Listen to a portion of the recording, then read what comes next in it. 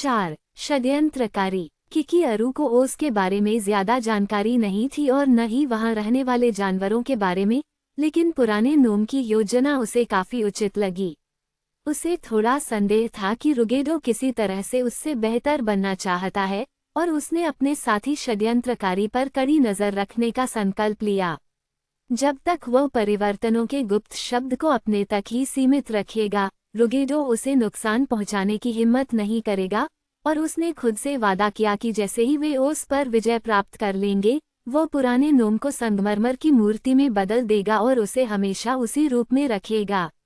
रुगेडो ने अपनी ओर से यह निर्णय लिया कि वह ध्यानपूर्वक देखकर और सुनकर लड़के के रहस्य को उजागर कर सकता है, और जब वह जादुई शब्द सीख लेगा तो वह किकी अरु को लकड़ियों के एक समूह में बदल देगा और उसे जला देगा और इस प्रकार उससे छुटकारा पा लेगा।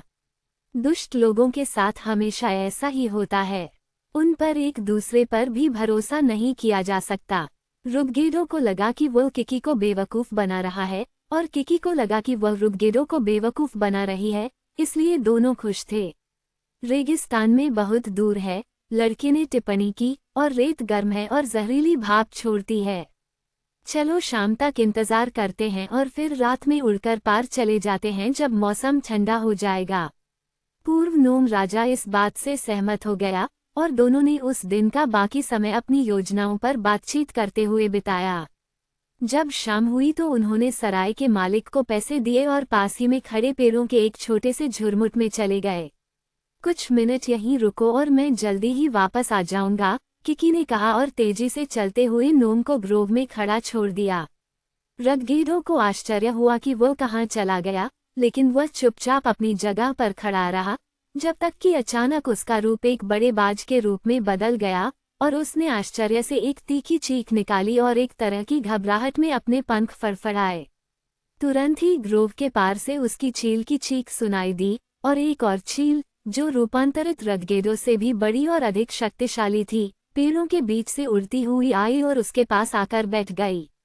अब हम शुरुआत के लिए तैयार हैं, किकी की आवाज चील से आ रही थी। रुगेडो को एहसास हुआ कि इस बार वह चकमा खा गया था। उसने सोचा था कि किकी उसके सामने जादुई शब्द बोलेगी और इसलिए वह जान जाएगा कि वह क्या था, लेकिन लड़का इतना चतुर था कि वह ऐसा नहीं कर सका।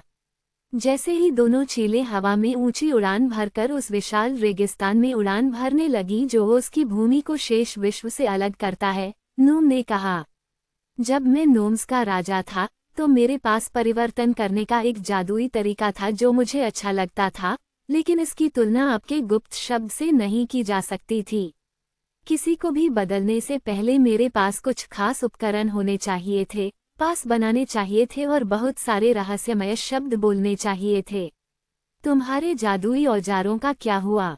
किकी ने पूछा। उसके लोगों ने उन सभी को मुझसे छीन लिया, वह भयानक लड़की डोरोथी और वह भयानक परी ओज़मा, उसकी शासक। उस समय उन्होंने मेरा भूमिगत साम्राज्य छीन लिया और मुझे ऊपर ठंडे हृदयहीन संसार में धकेल दिया।